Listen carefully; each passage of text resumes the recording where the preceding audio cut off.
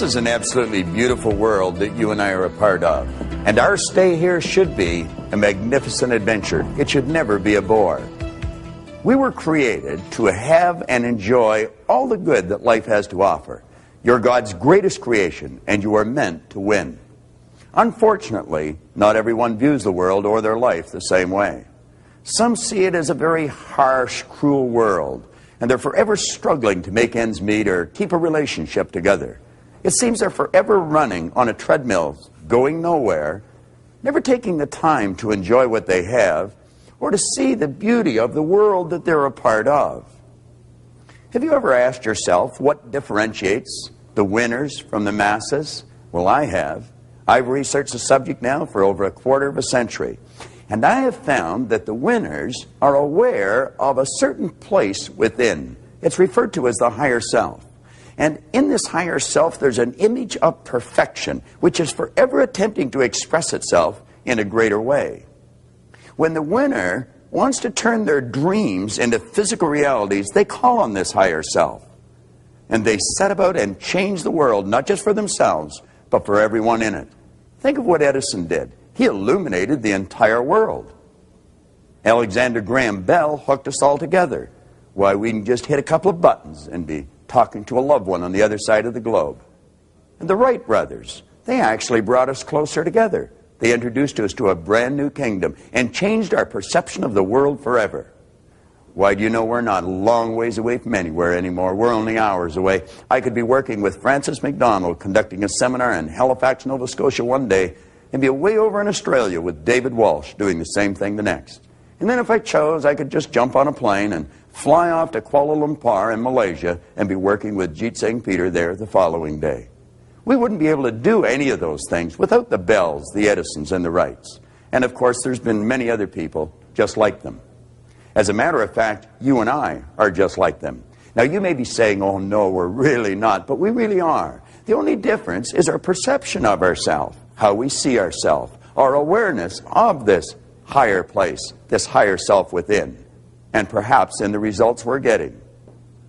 Anyone that has ever done any research into human potential will be quick to tell you that you have infinite potential. You've been blessed with exactly the same mental faculties as the Bells or the Wrights. And the same power flows to and through you that flew through them. Now, do you know that you can take and build the most magnificent dream in your mind? And by following the instructions in this program, we're going to show you how to turn them into results. So listen to the program the way you're instructed. Follow your exercise book. You're going to develop what we've referred to as a winner's image.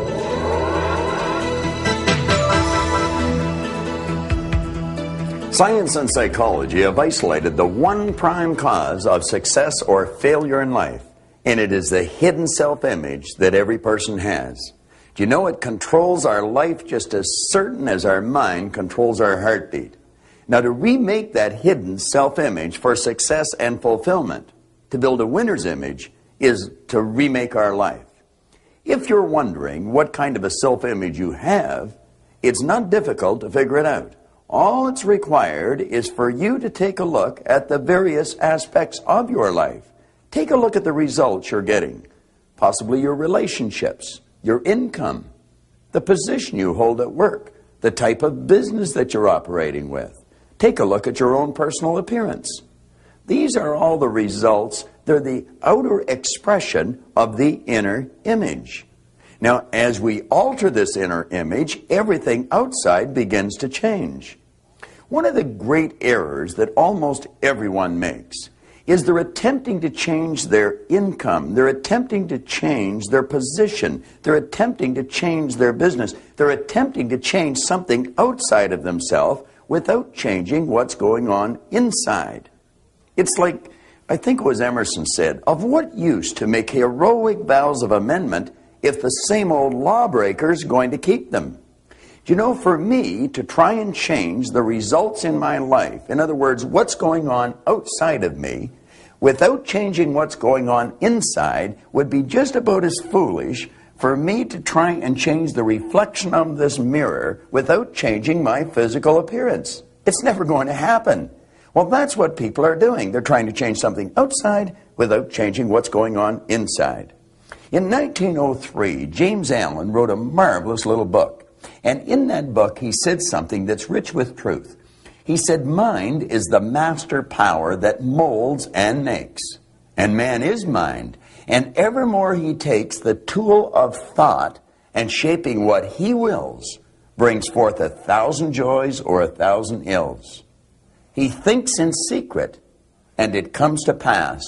Our environment is but our looking glass. As you go through this program, we're going to show you how to alter that inner image and build a winner's image. Now, to remake this hidden self-image, we're going to have to understand a couple of things. First of all, we're working with our mind. And we operate with images in our mind. The problem is, no one's ever seen the mind. And so when a person begins to think of their mind, confusion sets in. We're going to have to build a picture of the mind. It's like the little kid in school. He was doodling away, drawing a picture, and the teacher said, "What are you doing?" And the kid says, "I'm drawing a picture of God." She says, "Nobody's ever seen God." He says, "Well, wait till I finish the picture." We're going to have to do what the little kid did. We're going to build a picture of the mind. Now, what I want to suggest is that you let this large circle here represent the mind. Let the small circle represent the body. Now, the line going out here will represent our behavior, and of course, our behavior causes our results. Now, we're going to take that large circle and we're going to run a line right across the center of it, and that's going to divide the conscious mind from the subconscious mind. Now, what we want to realize is that the conscious mind is the mind that thinks, it's the mind that gathers information, but I can assure you of one thing. It's not the part of your mind that is controlling your behavior. Your subconscious mind controls your behavior, and it's in your subconscious mind that your old self-image is lodged. And that old self-image is controlling every act you make. It's controlling all of your results. Now, the self-image in your subconscious mind operates almost exactly, if not exactly, as an automatic pilot operates. I want you to imagine that this plane is leaving New York, and it's locked on course. After it leaves the vicinity of New York, the pilot sets the automatic pilot. That plane is locked on course for Hawaii. Should that plane get hit with some unexpected turbulence and maybe get knocked off course, the automatic pilot picks up the deviation from the set goal, which is Hawaii. It feeds it through a coordinating mechanism. The thrust of the engines are altered, the flaps are altered, and that plane is brought right back on course again. It will ultimately get to Hawaii. Now, the self-image in a person's subconscious mind operates exactly the same way. Let's suppose a salesperson's self-image has them locked on for writing $1 million a year in production. That person may have a big week. They get flying off course. They might write $300,000 worth of business in a week. Their self-image will pick up the deviation from the set objective, which is $1 million a year. They're way off course. It feeds that information, the deviation from the set goal, into the coordinating mechanism, which is the person's nervous system. Their behavioral patterns will change until they're back on course. Ultimately, at the end of the year, they've written $1 million, even though they had a week at $300,000 or $400,000. It's the same with a student in school. Let's suppose a student's self-image dictates that they're getting a D average in school. Now, the parents, the teachers may turn the heat up, really pour the coals on, and the child will go in and have a test, and he may come out with a B plus on that test. But that is not consistent with the child's self-image. The self-image picks up the B plus, deviation from the set objective. It feeds it into a coordinating mechanism. The child's behavioral patterns will change until they're back on course, and ultimately they're right back to a D average. If they want that child to get a B, if the salesperson wants to increase the business, they're going to have to alter the self-image. Now, the first step in altering that image is to fantasize. Just take the lid off your marvelous mind and dream. A German engineer by the name of Carl Benz had a fantasy, and he literally turned his fantasy into a fact. And in January 1886, Carl Benz was issued a patent for the Benz motor carriage, and the age of the automobile had dawned. This is a replica of that magnificent machine. And you know, before Benz ever turned his fantasy into a theory even, certainly long before he turned it into a fact, he had to ask himself a couple of questions that you and I and every other dreamer will have to go through. He had to ask himself, am I able to do this? Well, he seemed to have that innate awareness of this higher self, this image of perfection within him, and he saw himself as a person that was actually able to take and turn the fantasy into a fact. Now, he must have been a pretty courageous guy because there were no horseless carriages in those days.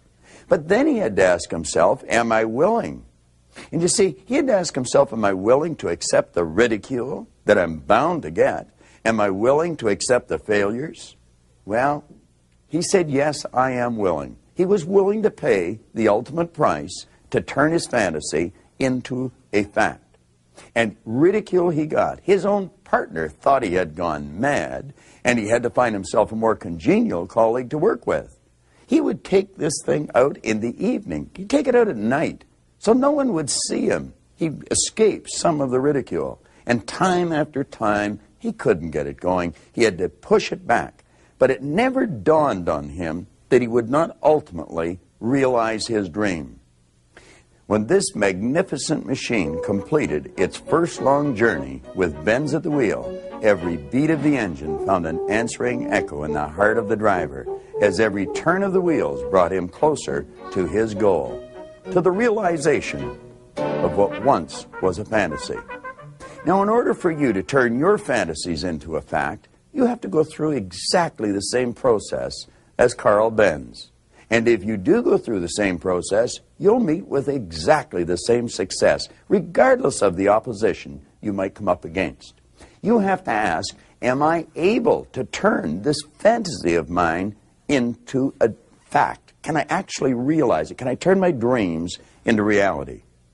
Now, you're either going to say, yes, I'm able to, or no, I'm not. If you realize you are able, if you have an understanding of this potential, this power within you, then you have to ask yourself, are you willing? And there's a long series of tests there. You don't even know what you're going to come up against. One thing is for certain, you'll come up against ridicule. You may have to move. You may have to do all kinds of things that you don't even think about. You have to be willing to do whatever's required if you really want to turn your fantasy into a fact. The second you say, yes, I'm willing, at that instant, you've created your theory. Now, if you happen to run into a stumbling block on the able part, I'm going to help you over that just a moment. Before you can turn your fantasy into a fact, you first have to turn it into a theory. And before you can do that, there's a couple of tests that you're going to have to pass. You have to first ask yourself, am I able to do this? Am I actually able to turn my fantasy into a fact? Now, generally, when a person doesn't know how to do something, they say they can't do it. The truth is they can. You and I are capable of doing anything. We are God's greatest creation. We're spiritual beings. And as spiritual beings, we're able to do anything at all. All things are possible. Our objective is to figure out how, not whether we're able to or not. Now, it would appear as if the only way I could get to the other side of this ladder is to climb over the ladder. But the truth isn't always in the appearance of things. You see, I could just walk through this ladder. Now, where I might have used an illusion to get this point across, you might want to think of this for a second. All obstacles are illusions. But the obstacles cause us to have doubts in our mind. Are we really capable of doing this? You know, if you had formed the attitude that every obstacle is an illusion, just like this ladder, I didn't have to climb over it. I could just walk right through it. Well, you may not be able to walk through some of the obstacles, but I can guarantee you this. You're able to figure out how to get around them, how to get over them, or how to get to where you want to go. You're able to do anything. So get the idea about whether you're able or not right out of your mind. You're quite capable of doing anything that you want to do. You can turn your fantasies into facts, just the same as Edison or Carl Benz did. The question now you want to ask yourself, am I willing to? Am I willing to do whatever is required to realize my dream? You can answer yes to that question. Like that, you've built a theory in your mind and you're well on your way. Now let's review what we've done.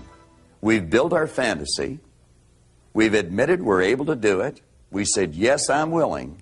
And what we've got is a theory. We've got a dream. We have a winner's image in our conscious mind.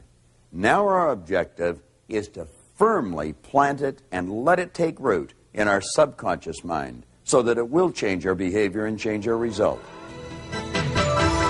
To properly deposit your winning image in the treasury of your subconscious mind, it's vitally important that you remember the first law of learning. It's repetition. Use this program every day, over and over and over again for 90 days.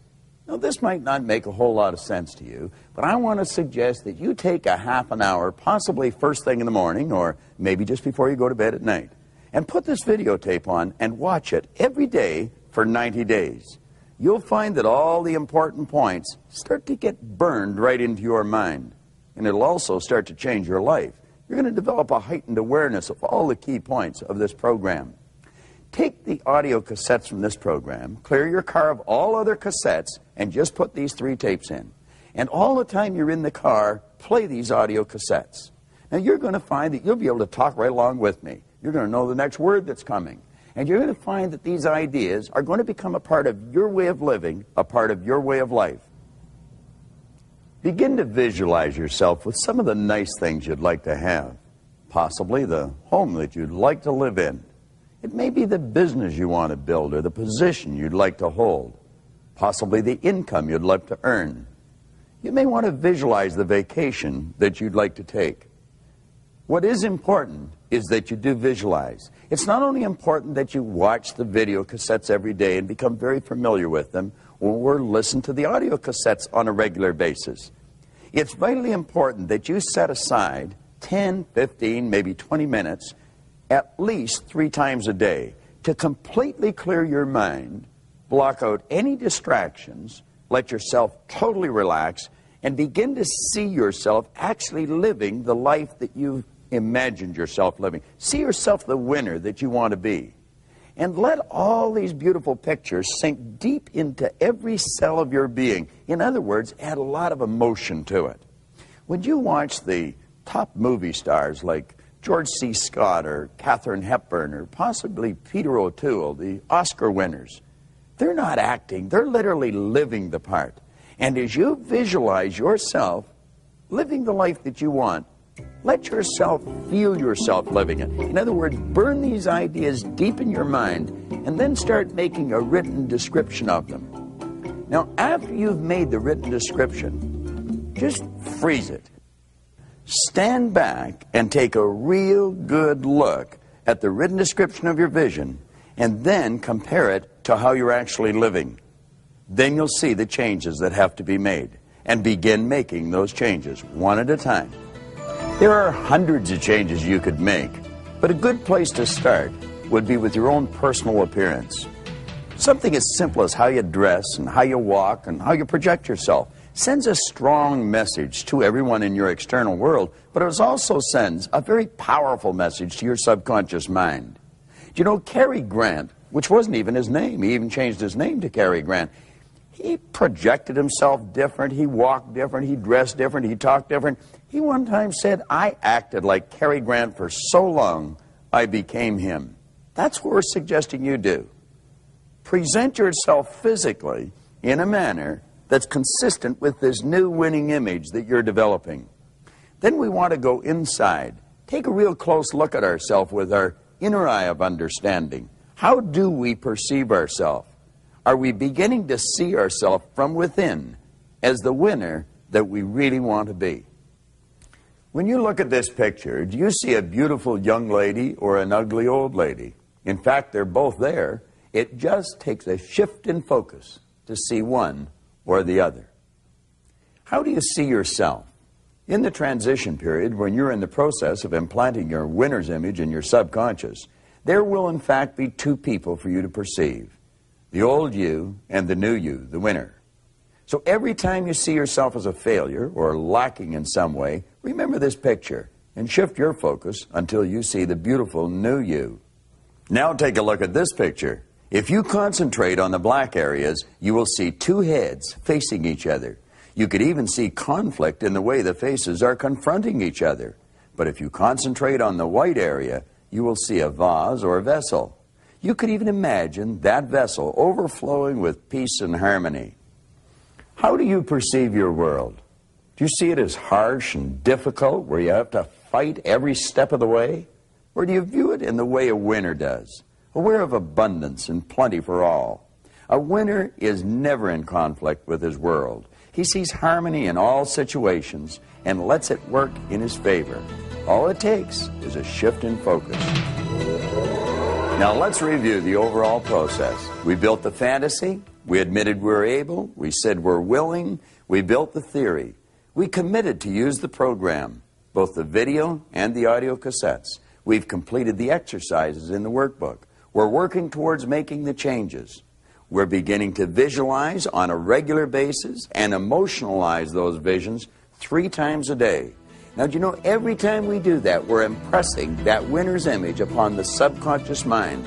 And every time we impress that winning image upon the subconscious mind, the old image fades. The one becomes stronger, and the old one becomes weaker. Ultimately, that winner's image becomes our new self-image, and the reflection of it is obvious for the whole world to see and for you and I to enjoy. That's when you'll look at yourself and you'll see you're actually living your fantasy. And you'll know and realize that you've created a better world for yourself and everyone else to enjoy. And you'll also realize that what you're looking at is a reflection of your own winning image. Now, this video has given you an excellent overview of what can and must be done for you to develop the winner's image. I want to recommend that you follow the instructions in your exercise book, listen to your cassettes every day, do exactly what we've suggested, and you're going to turn your world into one of absolute beauty. Remember what Emerson said, what lies before you and what lies behind you are actually tiny matters compared to what lies within you, an image of perfection. Keep developing that winner's image.